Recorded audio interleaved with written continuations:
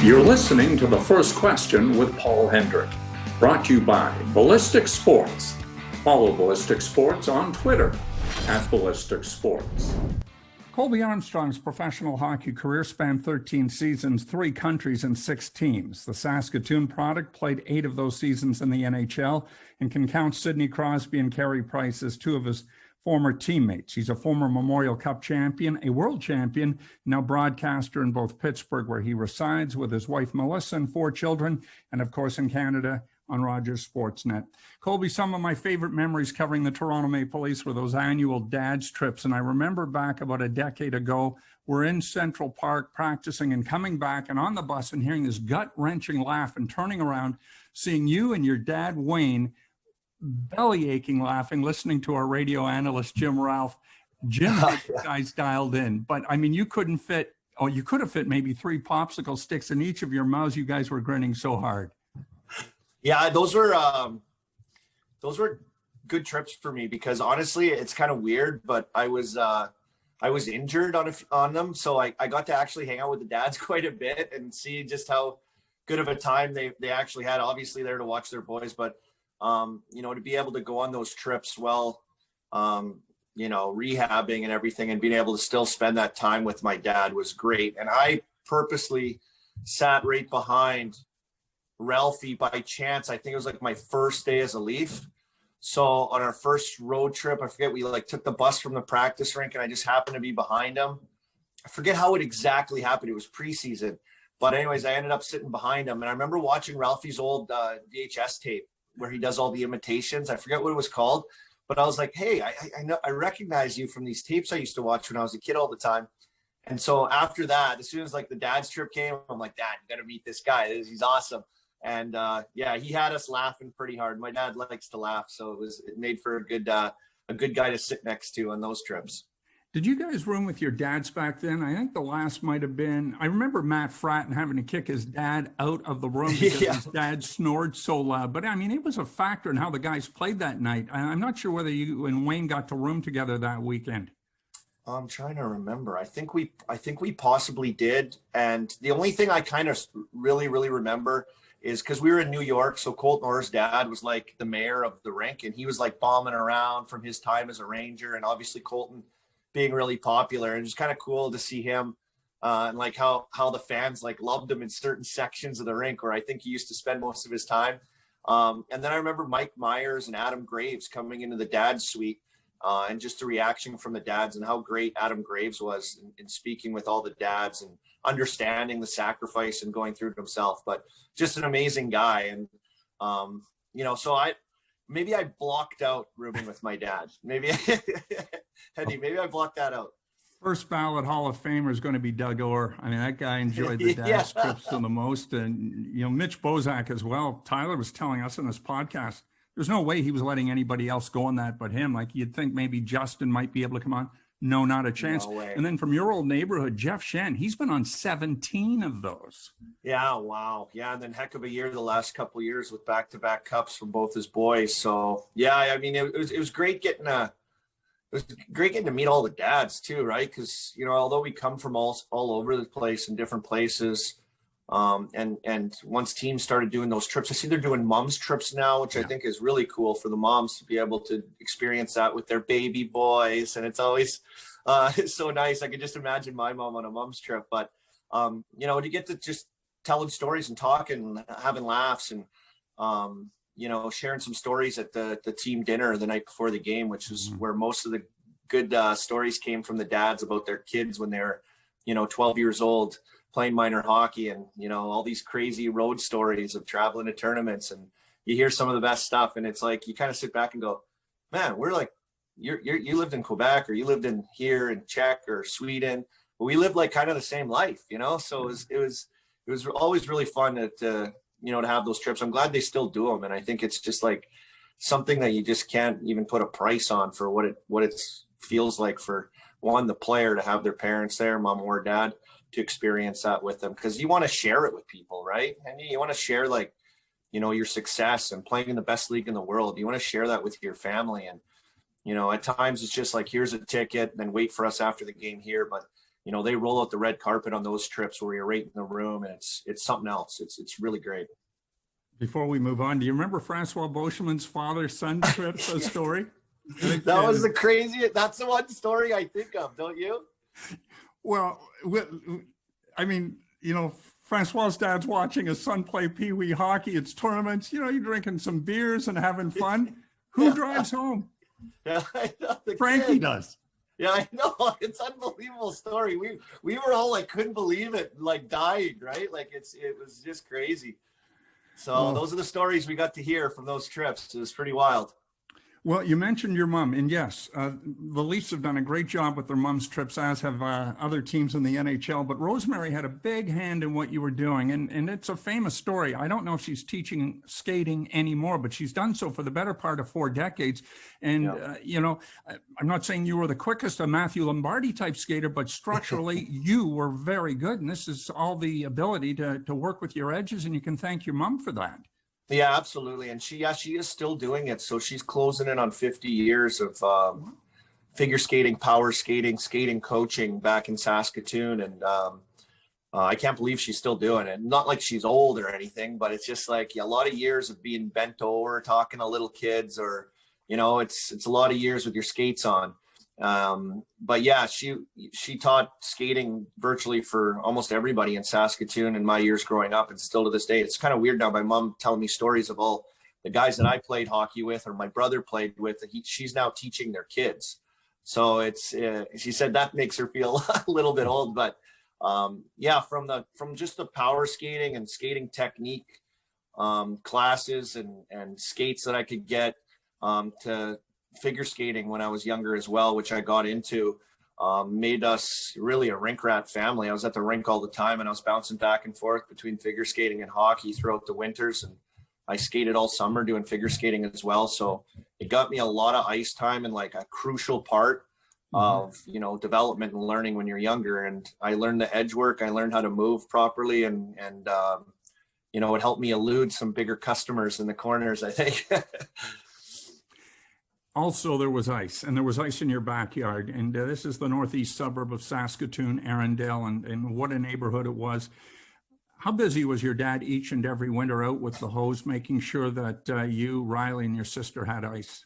Yeah, it was awesome what he did. We had an empty lot behind us, and for a time we were the last street on our end of the city. So behind us was just prairie, open fields, and they'd started prepping it for more homes. And now, I mean, it's completely swallowed up, but we had more than enough space for a rink. But my dad absolutely dominated that. And by no means was it fancy. And it was not fancy. Like, you know how many pucks I'd find in the snowbank boards the next spring when everything started melting. So we just had ice, and we had neighborhood kids would come over and we play games, and I'd be out there till my toes were frozen like every other kid mostly does. And until we got a little older, and then the outdoor rink down the street at the park was the place where we'd stay until they shut the lights off, and my dad would come down with the dog and say, "Time to come home," because we'd still be trying to skate in the dark. But yeah, my dad just put in the hours out there getting it ready and what to work on. And if we weren't in there, lucky to have my younger brother, because we were stick handling in the basement, which was unfinished, which, like, we could stay down there all day, or in the garage. So it was just like a hockey fantasy land almost, the way it's set up throughout the winter. And then with the outdoor rink down the street or in our backyard, to be able to just really be going all the time, which is, I think, an advantage, because we were just able to play and work on stuff, which is, you know, kind of gets lost now with all the specialization of all these clinics and classes. So yeah, we were fortunate. My dad did that all the time in our neighborhood. Speaking of the neighborhood, just around the corner, Rita and Jeff Shen lived, of course, with the Shen boys and their girls. You're 7 years older than Luke, and I just went over an old feature I wrote for the Maple Leaf Game Day magazine. I'd forgotten you were his care buddy. I guess that's how you characterized it. But tell me about that sort of initial meeting with Luke, and eventually you were teammates in Toronto. Yeah, so we went to he grew up a block away from me, the Shens did, and you know, similar you know, paths in life. They were hockey nut boys too, and played. Obviously, there's a big age gap between myself and them, but just in school, it's K to 8 in Father Robinson Elementary School, which was just down the street from our house, both of ours. And that was care partner. So picture me reading him books, you know, like you better make the NHL, kid. But it's that was kind of the setup. And then, you know, as we kind of moved on and went through hockey, and he played on a lot of really good young teams too in Saskatoon, like, you know, the AAA teams that were kind of just starting out, and him and his brother both. And then hearing about how good they were doing through junior, and then all of a sudden we're finding ourselves skating a lot together, skating at a local, you know, city ran rink that we knew the Zamboni driver quite well, that he would let all of us come skate like late night, like 11 o'clock till like 1 a.m. And doing that kind of stuff, never mind the other camps and other things that we did all together. So yeah, we became fairly close, little crew in the summers back home when everything kind of settled down and we got back home. It made for a good thing. It was like the Shen boys and me and my brother, and there was another brother crew there, the Silvas, that were pretty good. And we had like a nice little group of guys from like literally a block from all of each other that, you know, always got together and played, especially once we were all kind of in the pro ranks to skate and just have fun and hang out together. You play 3 full seasons in Red Deer. That's a 6-hour weather permitting drive due west from Saskatoon. It's a long way from home. What were your thoughts initially at age 15, 16 when you joined Brent Sutter's crew and tried to acclimate at such a young age, but like so many other young hockey players had to do? Yeah, well, yeah, exactly.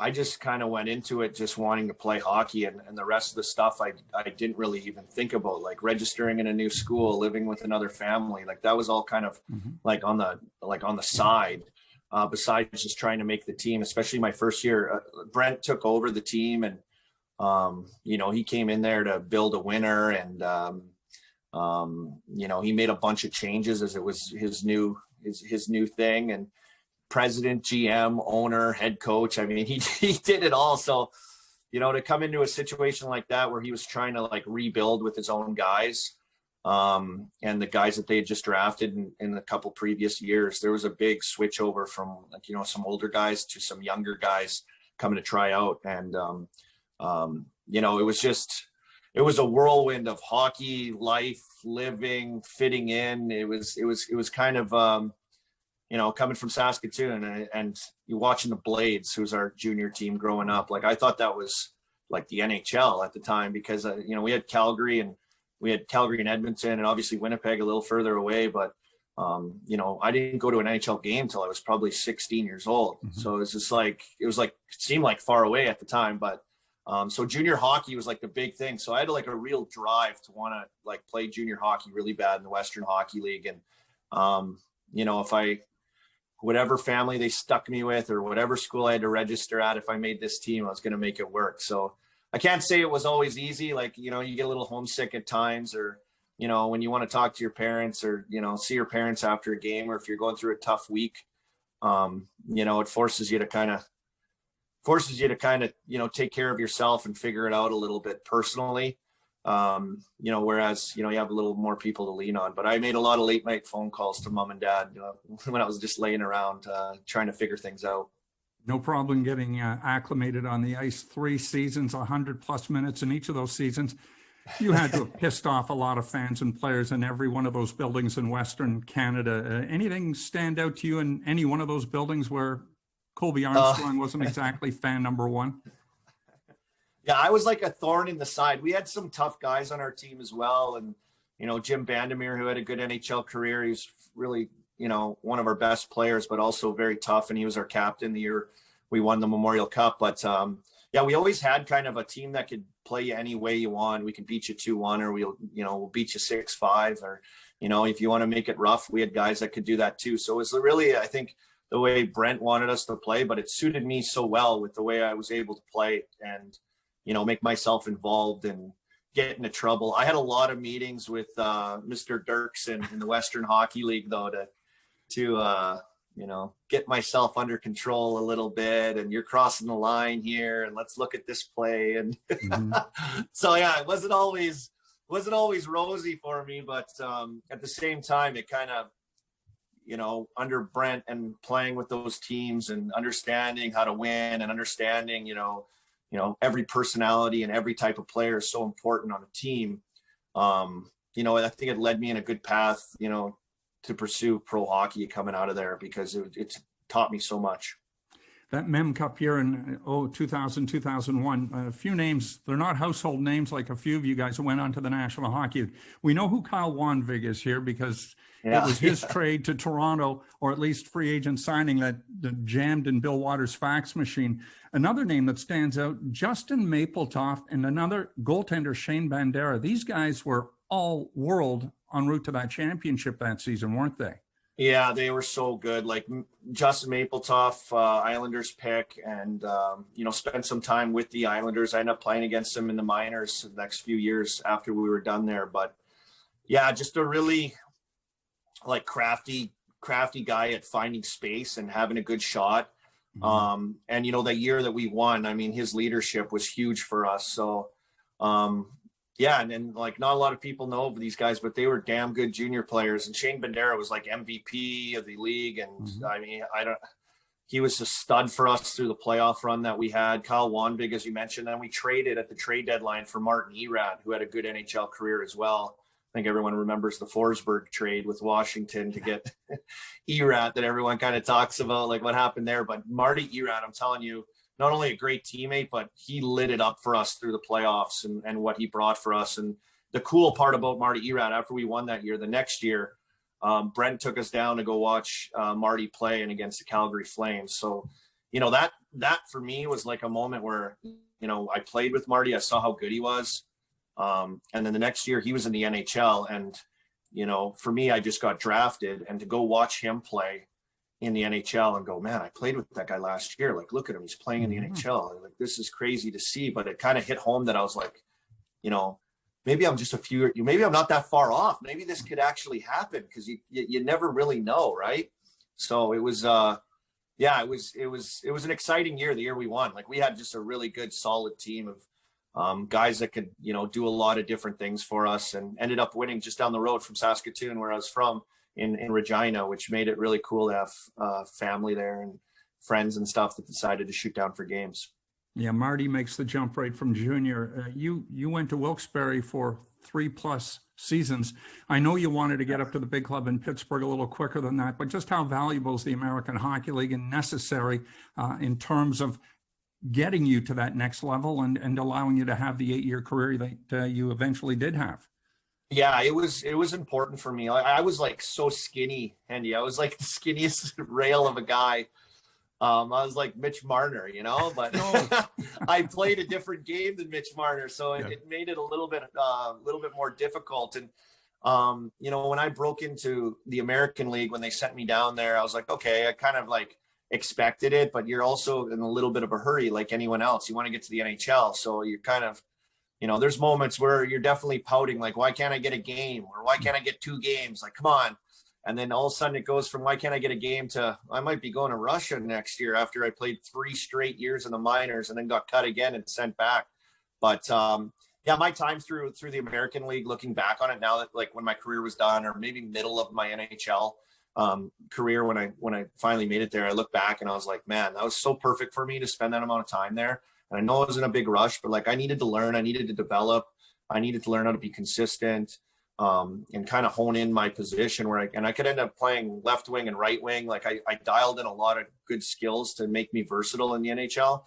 And then in my first few years in the league, there was no veteran rule, Henny. So it was we had a lot of 30-year-old AHL journeyman guys or veteran players that have been in the minors for 6-7 years. You can only get 3 or 4 guys on a team now. So it's, it was just so much different. It was all men. And I don't know if it was so much as developmental as we see the American League is today, but to cut my teeth and find my way through that the first few years, I think taught me a lot. And we had a player there, Tom Kostopoulos, who's Ontario boy. I don't know exactly where he's from, but I think he has 600 or 500 NHL games, 600 or 500 American League games, one of a few guys to really amass those kind of totals in both leagues. And he was a captain for our team my second and third year in the minors. But he was just like, he was kind of like ugly the way he got it done, but he always got it done. And I just remember watching him so much. He was so good for younger players. So, and now he works for the Penguins in player development. And, you know, he's just such a good guy for that. And even playing with him and having him be my captain, he was like unbelievable guy. He played right wing. I played right wing. Like I watched a lot of his shifts. I watched him play just because he was just so crafty, smart, found a way to get it done. And, you know, so I took a little bit from a lot of different guys that I ended up playing with in the minors that helped me get a lot better. Sean Thornton's a guy that comes to mind, 700 games in each of the leagues and a couple of cups. I love those stories. Hey, you had a penchant for hitting and inciting, often meant having to defend yourself. Bob McGill in junior fought his brother 3 times. And I said, Bob, how could you do it? And he said, well, I was a right-handed shot and my brother was a left-handed shot. And I said, no, that's not what I mean. How could you do it? And I know Luke and Braden Chen have managed to avoid each other. But you fought Riley in junior, I think, once, did you? No, I didn't. Okay. Thank goodness. Thought I read my mom that. would have killed. I wouldn't be here. I would not be here, Hendy. I would. My mom would have killed me. Good to hear. But I could see it happening, kind of the way he played and the way I played. It would have definitely happened. Oh, good, because I was going through, I was peeling the onion and going through old articles, and I thought I might have read it. A famous story about you in the American Hockey League your first year, and I was going through Sportsnet's archives.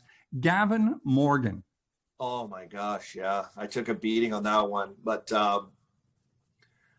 it's my fault. It's kind of my fault because, you know, you hear about hockey player superstitions or, you know, whatever you want to call it, but I started going through a thing, like, of course, before games, people listening, they have game notes, right? So like the players get a stack of game notes, like any media would get the same things, but, you know, you can read through them and see like guys' stats or see guys' things. So, you know, we prepare for teams to play them. And we were in Salt Lake City playing against the Grizzlies. I went through a run where I was playing pretty good hockey and I wasn't looking at the game notes. So like, I was just like, you know, trying to free my mind kind of and just play and not worry about where guys are on the other team and you know, how many PIMs a guy has. So I wasn't paying attention. But Gavin Morgan, pretty damn good player, small guy. He had a visor on at the time. We're playing him. And we both converged on the net as I was back checking. And he cut in to get a loose puck. And I just kind of stuck my arms out to like block him out. It ricocheted off his shoulder and like up into his head. He hit the ground. He came up just losing it, wants to just get at me so bad. So they escort us. We both get penalties to the penalty box. And as he comes by, he's like on one leg, like, you're going to get it. Like gives me like the throw thing and like throwing water bottles at me and the thing. I'm like, who is this little guy? Like, I have no clue. I didn't look at the game notes. Like, this guy plays in Salt Lake City. So I'm like, whatever. So we come off. I look down the bench and I'm like, say to somebody on the bench, I'm like, I think I'm going to fight that Morgan, that little guy. They're like, oh yeah, okay, Army, yeah. So I look down. He's taping his wrists and he's staring at me, like taping his wrists up. The trainer's taking his visor off. I'm like, okay, here we go. So we come out the next shift. In front of the penalty box, I move the puck. I give him the cold shoulder, drop him down. He's going to get up, and he goes, now's your chance, kid. So I, like, drop my gloves. He just grabs me, just whack it out. And I'm skating up the ice. I can barely see at the Jumbotron, and I look up, and it's just, like, slow-motion uppercuts on me. And I'm in the room, and the game ends shortly later, and I'm staring at myself in the mirror. Like, my eyes are, like, welded shut. And Alexander Dagg, who was on our team at the time, I loved him. He's a great guy.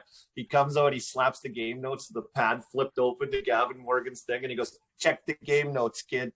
So I'm like, oh, God, I look down. He's like, it's like just around Christmas, he already has like 100 and some penalty minutes. I'm like, oh, my God, that lesson learned. So check the game notes, kid, is a good line from that story that people love to say to me after I've told that story. Looking behind you, the room looks neat, and I'm sure marriage has done things to help you out. Let's stay in Wilkes-Barre. And that video that went viral, and God bless Wilkes-Barre's hockey video crew. They did such a tremendous job. But you and Shane Endicott, I don't know how many takes that took. I just watched it yesterday to watch again. I even showed my wife, and she howled. And that place reminded us of my son Mike and his car and the coffee wrappers and all that sort of stuff. I mean, that's fantastic. Obviously, you've cleaned up your act. Yeah, that's obvious, isn't it? Yeah, no, it was my first year pro when we did that, and they followed us, or they kind of filmed our, and now that I think every team almost does, the behind the scenes season followings. But yeah, we were in like a little, actually at the start of the year, Shane Endicott, who you mentioned, he's from Saskatoon as well. So he was like one of the only guys I knew in Wilkes-Barre. So he was like, hey, he had played there a year before. He's like, hey, you want to be roommates? I was like, of course. Like, I don't know what else I'd be doing. So we move in together into this little apartment, and then it's just, trying to get it set up properly. Well, two beauties from Saskatoon don't have much sense for how anything goes. Shane had this broken old desk. I don't know why the hell he held on to it. Yeah, it was just wobbly. I don't know how he could do work on it. I had a Britney Spears poster up in my bedroom. Like, it was like totally like something you'd see. Well, I was 19 at the time when I first started. So yeah, it's borderline, like Britney Spears poster might be a little bit too far, but that was our apartment when we were there. It was a total mess and stuff everywhere. So yeah, we went into Shane's room and he's hiding everything in his closet as the tour comes through our crappy little apartment. But yeah, that was a fun year to have that documented, like all the stuff we did and games we played and, different times with different guys. So it's cool to see now how big it is, how big those shows are for teams and for fan bases to see that.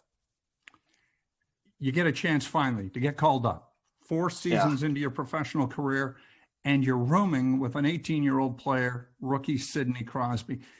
What was that like in terms of, you were obviously older, he's younger, but this is a superstar, and you obviously knew it. He led the team in scoring that year. He was a special guy. What do you recall back of rooming with Sid back then?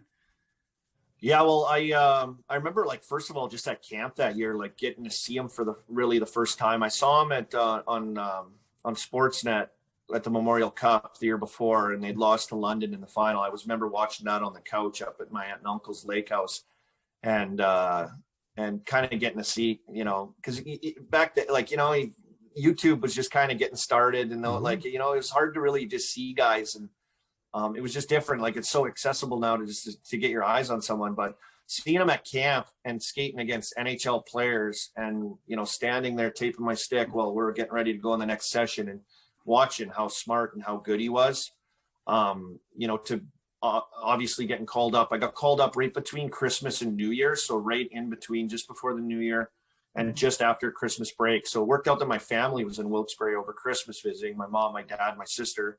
So they got to come and watch my first game, as they're just, right here in Pennsylvania from all the way out west. So it worked out really good. But to eventually, getting on a road trip, and I don't know, I get my key, go to the room, and there's Sid in my room. So I've got,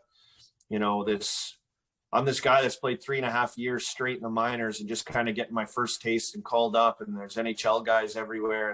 And, I'm nervous. And then I come in the room and I've got, the guy that when we get off the bus, there's like 100 fans and media trying to get a picture of him in most cities that we went to. It was pretty cool to kind of, be with him day to day like that and see how he kind of gets ready. Although he was young and I had about 4 or 5 years on him, just to see like, a player of that caliber and that stature, like in the hockey world at such a young age, how he handled it, how he handled himself. How he prepared himself. And then it just led to us being together like all the time, every day. So, it was, I think it was really good for me. And at the same time, because of my personality, the way I was, I think it was good for him too, a little bit.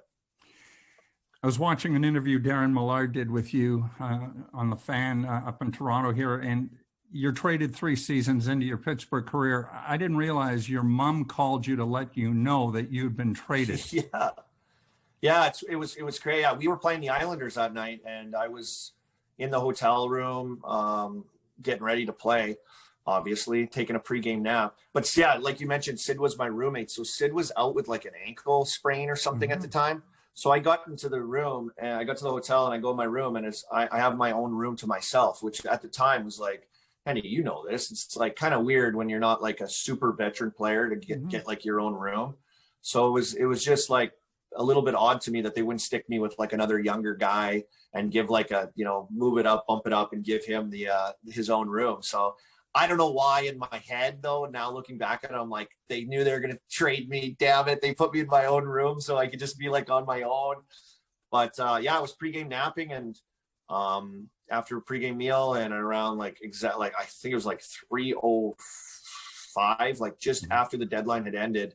The trade was made right at the deadline, so it was kind of like, you know, the late big trade with Marian Hossa coming through. Everyone was expecting him to go to Montreal, and yeah, I woke up to that with my mom telling me that I got traded. She saw it on TV. Yeah, it was hilarious. She's like, what are you? I'm like, she's like, what are you doing? I'm like, I'm sleeping, Mom. I have a game. God, quit bugging me. And she's like, oh, you don't know? And I'm like, no, what? She's like, oh, my boy. I'm like, did I get traded? She's like, oh no. And I'm like, where? And she goes, oh no. I go, Atlanta. And I was right. I went to Atlanta. So yeah, just like that, I would like kind of your world gets rocked, you know? Yeah. Speaking of Atlanta, I'm between the benches. 2011 Leafs usually won, with exception of one Boxing Day game in Atlanta where Nat Dominicelli scored 3 goals on Cujo. But on this particular night, Leafs are up 5-1. You're having a hell of a game, as are a bunch of other guys. You go into the corner, as you normally do, and you get sucker punched by Ben Eager. I had a scratch cornea a couple of years ago, but it was from dust when we were renovating a condominium, not a right-hand sucker punch from Ben Eager. That had to be so painful. Yeah, and the thing, it was awful. I didn't know what was going on until I got my eye tested, because we flew to LA the next day. Mm-hmm. So I had a brutal night that night, like barely slept. And then the next day I got up and like everything was killing, like my head, my eye, like I didn't know what was going on. But yeah, I was having an awesome game that game. I think I had like a goal and an assist in the first couple of periods. Me and Chris Versteeg, the Verbeauty, were, we were having a good game playing together. And actually, if you like watch the video, it's not like the biggest bomb of a punch, but he was all over me. And we had run-ins together. Eager, he's a real tough player. An enforcer type guy, plays physical. Like I knew what to expect on it with him, because we played against them in Philly, and I was in Wilkes-Barre, so we played against them in the minors a bunch, and then obviously in the NHL he was in Philly, I was in Pittsburgh, so we saw each other like a lot. So there was like, we were always at each other, or hated each other kind of thing. So we were kind of run away at the game, and he kind of took it on himself to kind of come after me a little bit. And, obviously popped me pretty good in the eye, and I don't know, like I just literally couldn't, like you've had it, I couldn't open my eye, like any air or any light that got on it, it was literally just awful. So yeah, I had to wear an eye patch. I'll never forget the eye patch too when we were in LA. Do you remember Ralphie? So we had to skate the next day, and they wanted to do like an interview with me and like ask me about, I think Ben Eager got like a 4-game suspension or something. It's like, I come out in the LA practice rink, and there's like some reporters there. I have Mike Komisarek sunglasses on. I have an eye patch on. And Ralphie asked me, hey, are the rumors true, you and Madonna? I thought it was just hilarious. But yeah, that was brutal. That's just like one of the many injuries, Hendy, that I had there. That was just like, I'm like, are you kidding me? Are you kidding me right now? Thanks for throwing Komisarek under the bus. I don't think he'd want to take. I thought Sally, Jesse, Raphael lent you those glasses. I mean, he had those the rose-colored tints on the top, and they were huge. Yeah, they were big. They're awesome. I've yet to mention the World Championship in 2007. Of course, you scored the game-winning goal in the gold medal game in Moscow. What made that team so exceptional when you guys all come together for 3 weeks after tough seasons in the NHL, where none of the clubs made the postseason? Yeah, and that year was my first time ever like donning a Canadian jersey, like Team Canada. I tried out in juniors and been cut for World Juniors. So it was kind of like my first opportunity. I remember at the end of the year, we were in Pittsburgh. We made the playoffs for our first time. And it was like a week after the season. I was at a Pittsburgh Pirates game with like 12 other guys on the team, and we were having a beer. Season's over. We're just relaxing.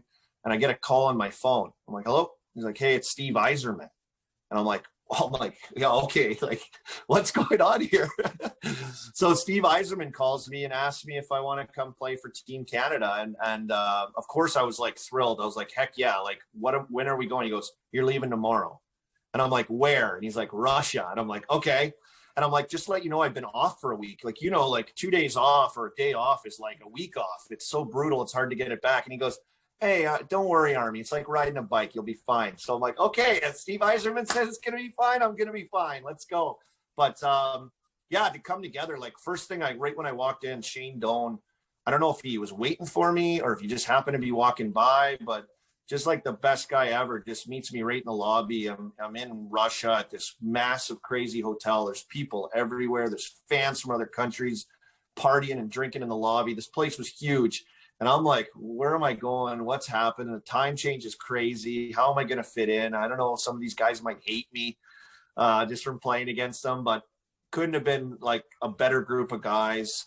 I don't think we had Rick Nash, but like we didn't have like upper echelon superstar guys, but we just melded to make like an awesome team.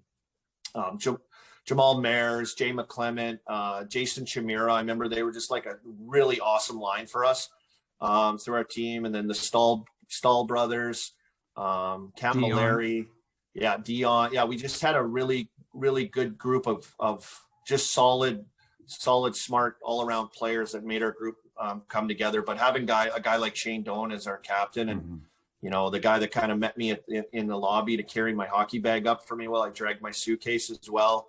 Just like the best guy ever. And I think when you put, you know, those kind of personalities, those kind of guys that are like that as leaders of your team, it helps it come together really well. And Hockey Canada honestly does a really good job, you know, in making everyone feel comfortable and kind of know, they kind of have science down on how to, you know, get in there and, you know, get those tournaments underway and how to come together as a group really fast. So yeah, that was an incredible experience. And to this day, like whatever I do, that's like my mom's favorite thing is wearing Team Canada and winning a gold medal. That's like her most proud moment of my hockey career is being able to put on that jersey. So I think for most guys it is.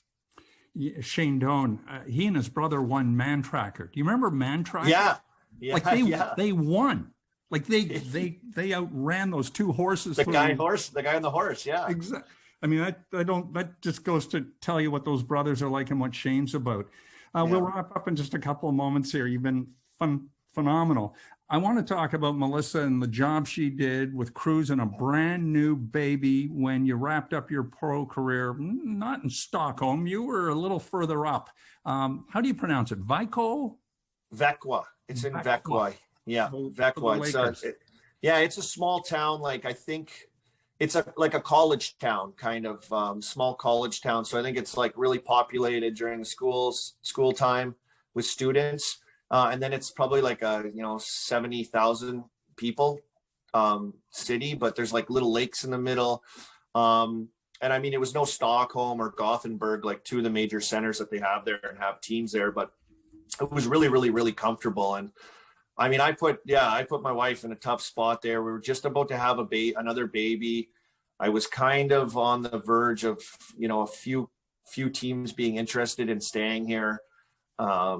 While this was going on, we were like a week up until the pregnancy, to like, you know, things heating up really, really quickly while we were just about to have our second kid, and me kind of making a decision to go to Sweden while she was having a baby. Like it was a gong show, Andy. It was a gong show. So it was it was massive. It was crazy to having the kid, to me flying to Sweden right away, to her going home and then meeting us there and flying over by herself with two kids. Like, man, I'll tell you what, and you get to see it all the time, but you know, the wives and girlfriends of a lot of these players, you know, they keep everything held together for a lot of these guys, whether you're getting traded or going through a tough time in the season, or, you know, balancing, making sure everything works out, you know, away from the rink, that everything's on time, because, you know, guys get quite uber focused on playing and, you know, taking care of business, that you have to rely a lot on that. And my wife is awesome. We have 4 kids now, Andy, and we just moved into a new house like a month ago. We bought a new house and just moving in here and switching schools for the, like, you know how much goes into this. So yeah, she's still doing it, man. She's still keeping it all together. Yeah, I grew up with 3 sisters. Cruz is in the same situation. My mom, I just remember her as being exhausted all the time. How do you guys do it? Is it a zone? Because you can't do man-to-man anymore. Those days were over long ago.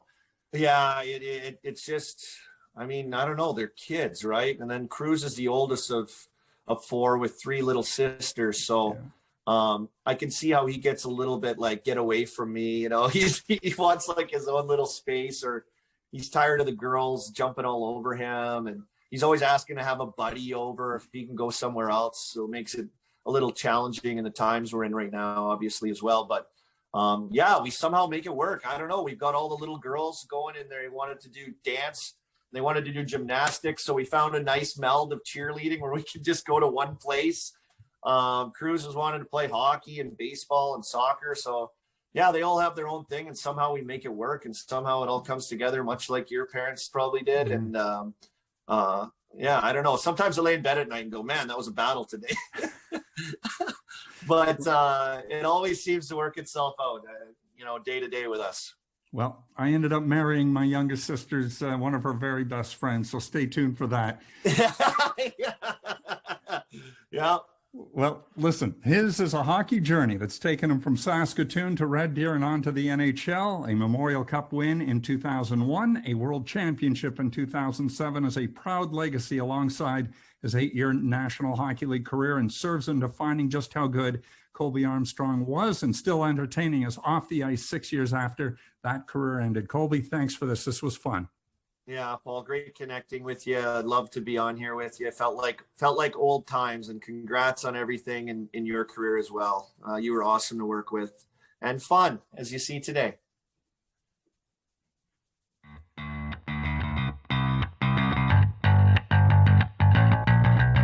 You're listening to The First Question with Paul Hendrick, brought to you by Ballistic Sports. Follow Ballistic Sports on Twitter @Ballistic Sports.